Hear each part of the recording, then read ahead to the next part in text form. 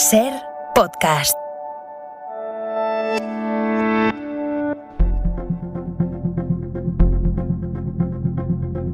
Hora 25. Con Pepa Bueno.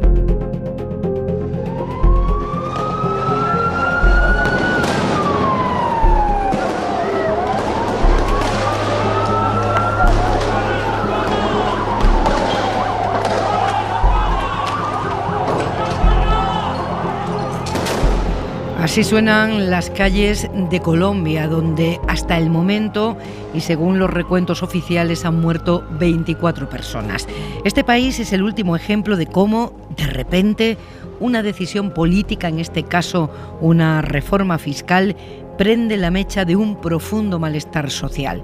Esta noche queremos entender qué hay detrás de esa violencia que empezó hace 9 días y vamos a preguntárselo a los que cuentan lo que está pasando allí, a los que estudian la realidad de ese país y a los que denuncian las injusticias que se viven.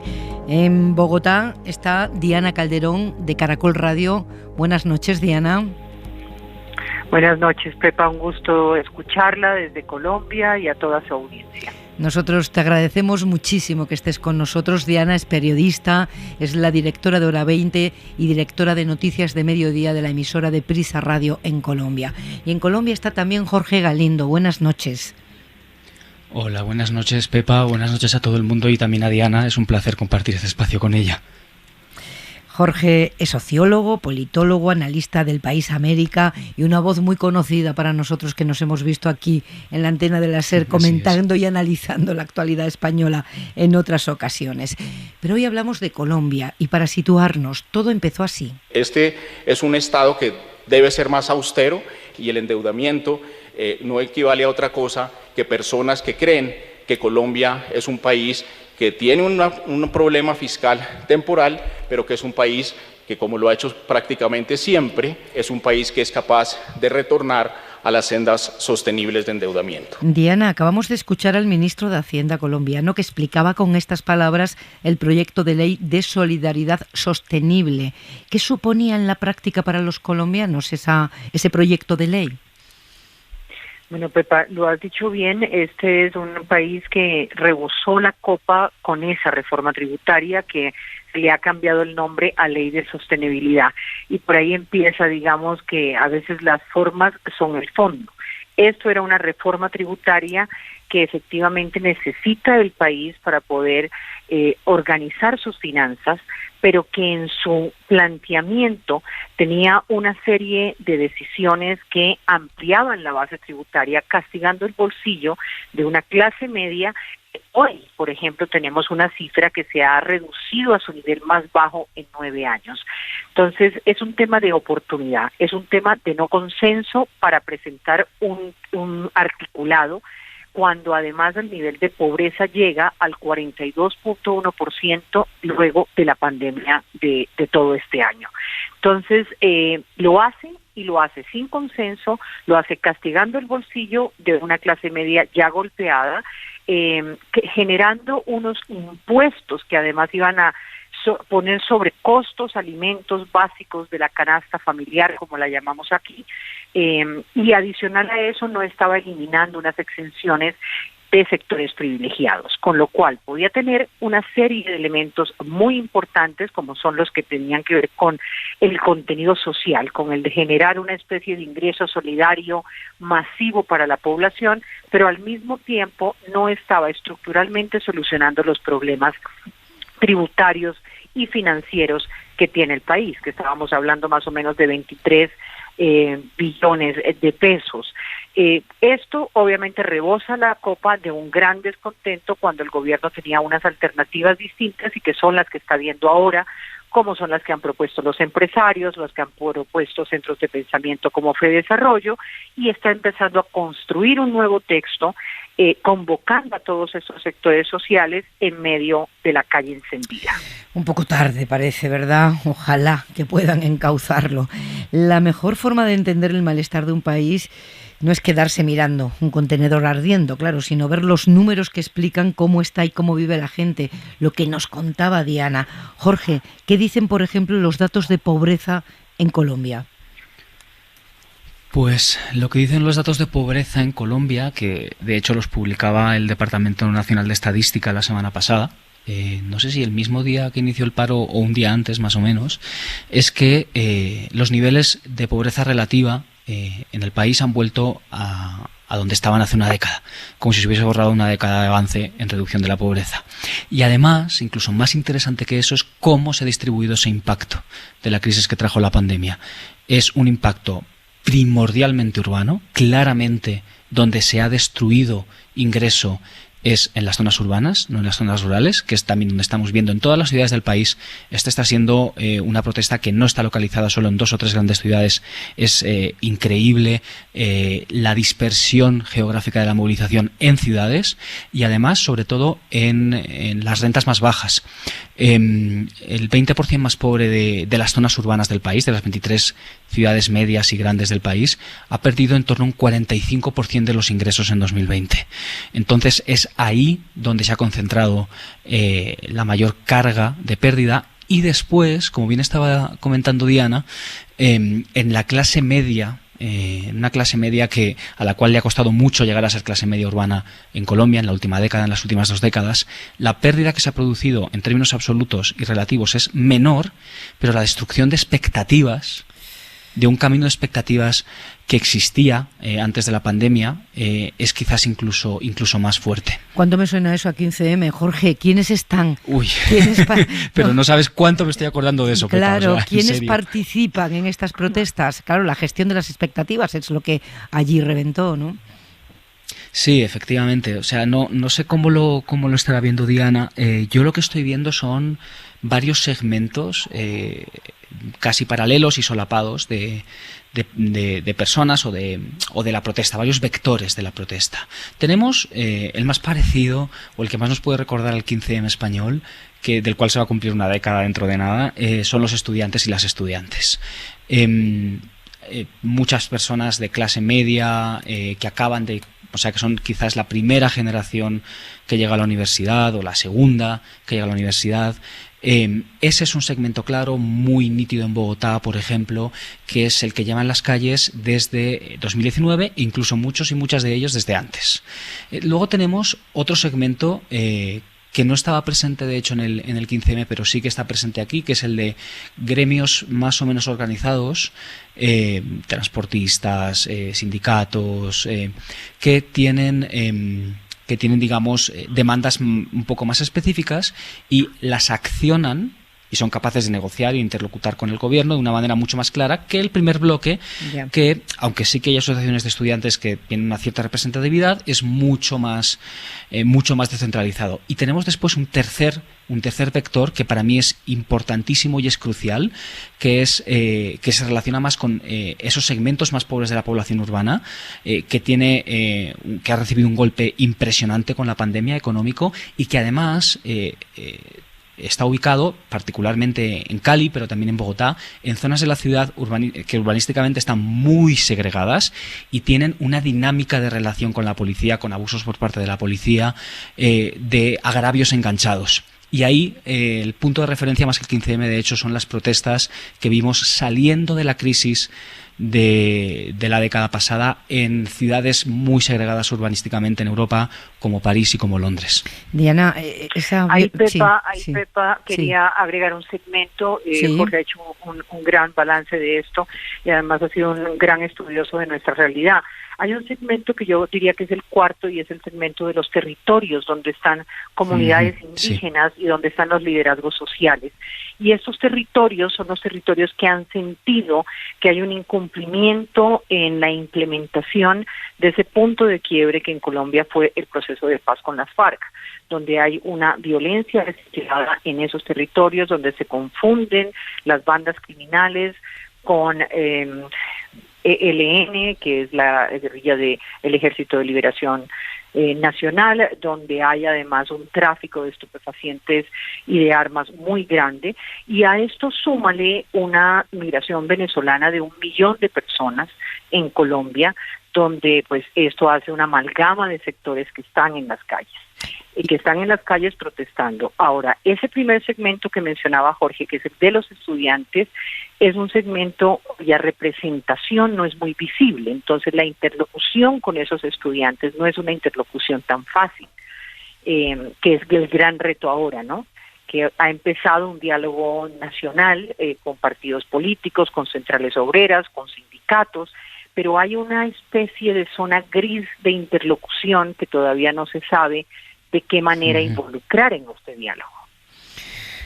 O sea que es un problema, es un momento muy complejo, ¿no? Que afecta a distintos sectores, incluidos aquellos que tienen esa relación con la violencia reciclada que decía Diana, tan interesante y que probablemente explica algunas escenas que estamos viendo, pero no todas.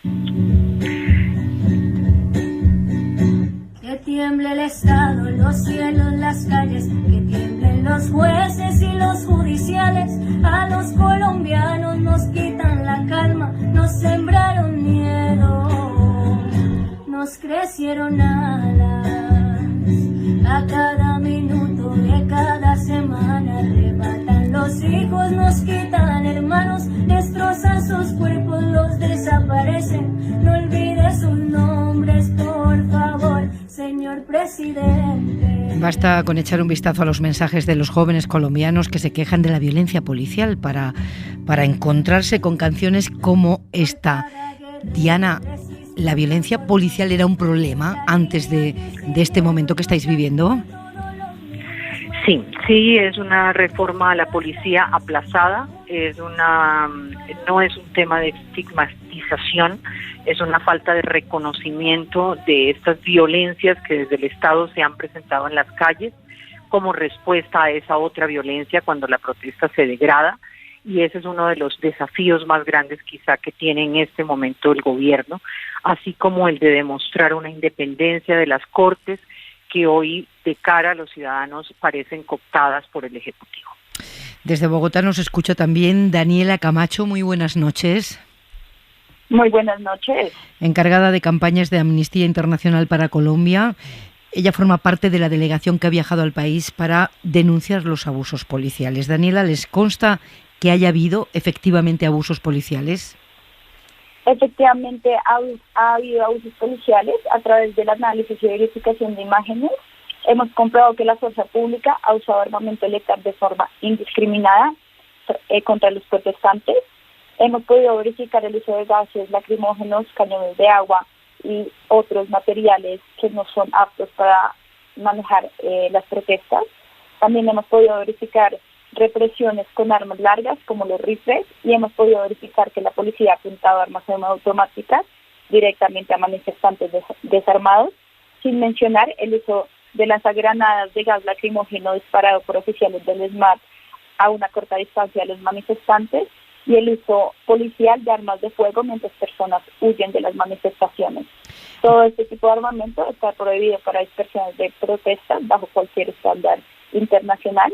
También hemos recibido denuncias de acoso sexual y violencia de género, y estas acciones, este accionado, esta respuesta que el gobierno le ha dado a su pueblo en vez de discutir y dialogar, ha respondido con violencia y represión.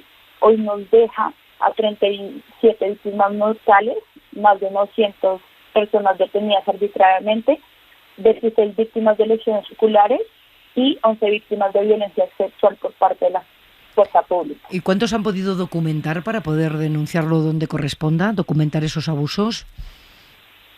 Hasta el momento estamos haciendo el monitoreo y el seguimiento de los abusos por parte de la fuerza pública. Estamos en el proceso de documentar con nuestros aliados en el terreno los diferentes abusos. Estamos enfocándonos en el uso de armas inapropiadas y el uso de la fuerza pública para controlar disturbios internos, que como ustedes saben está en contra de todos los estándares internacionales de derechos humanos. ¿Cómo les llegan las denuncias, Daniela? ¿A través de qué vía los jóvenes o las víctimas se ponen en contacto con ustedes? A través de nuestras oficinas nacionales. En cada país o en muchos países del mundo tenemos oficinas nacionales. Allá pueden enviar el material audiovisual y después nuestro equipo de verificación se encargará Se encargará de darle curso, ¿verdad? Y de la asesoría jurídica, imagino.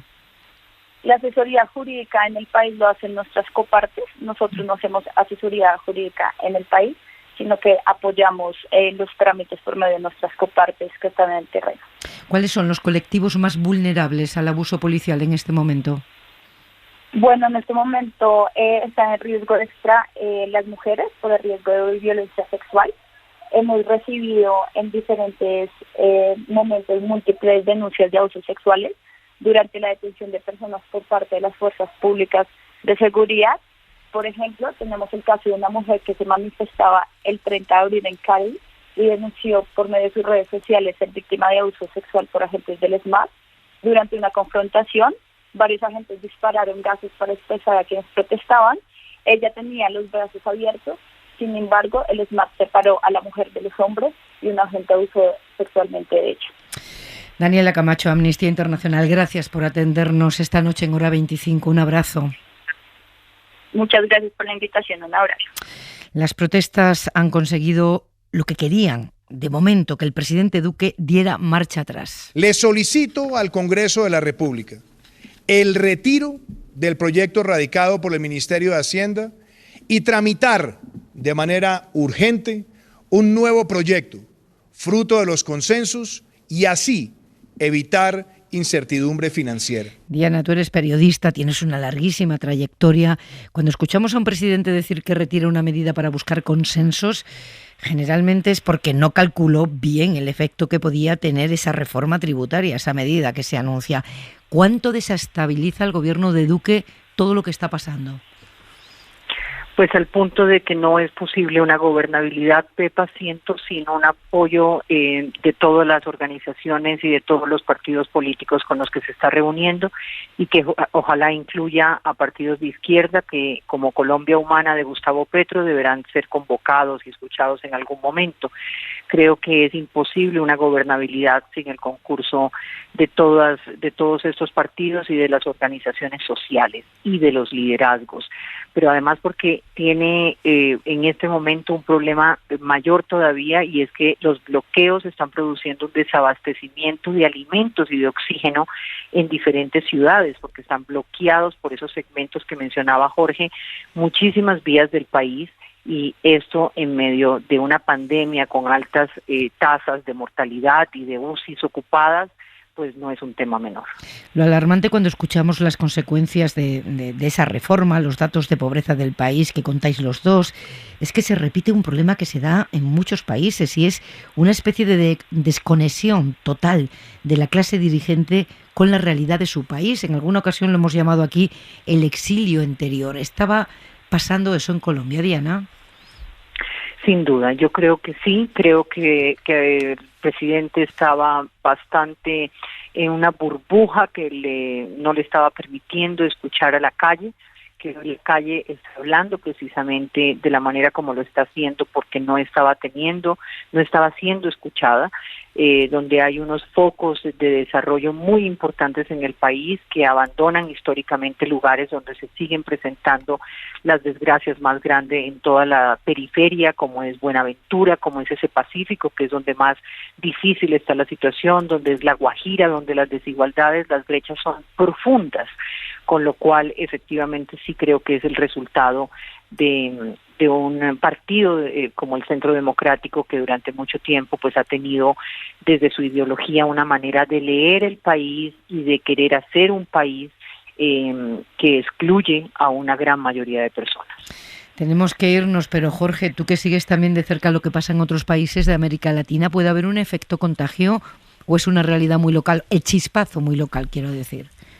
Yo creo que el chispazo efectivamente es muy local, y que además hay que tener en cuenta que venimos de una, no sé si llamarlo ola de protestas, pero bueno, digamos que sí que hemos tenido, por supuesto, Chile, Perú también, y cada uno de estos lugares, Nicaragua, Guatemala, con sus lógicas internas. Yo creo que va a ser más bien así, va a haber más que un contagio, va a ser con chispas internas, con activaciones internas y lógicas internas en cada país. Lo que sin duda sí hay es traslado de lemas, de tácticas de manifestación, incluso de imágenes e imaginarios colectivos entre los y las jóvenes de todos estos países, como ya pasó, de hecho, entre el 15M y Occupy en 2011 entre España y Estados Unidos y Londres. Tú vives en Bogotá, pero te marchaste a una segunda residencia y no puedes volver por el bloqueo de la ciudad. ¿Están bloqueadas las carreteras o falta combustible? ¿Qué es lo que está pasando, Jorge? Sí, efectivamente, nosotros salimos, antes de que pasara todo esto, salimos para confinarnos en otro sitio, porque para cambiar un poco de aires, de vez en cuando nos salimos de la ciudad y pasamos a estar aislados en otro lugar durante la pandemia, de la que, por cierto, parece que ya nos hemos olvidado. Y sí, los bloqueos en las carreteras por parte de tanto de los manifestantes, digamos, más jóvenes estudiantes, como de transportistas con demandas específicas, están dificultando el abastecimiento y la movilidad en todo el país.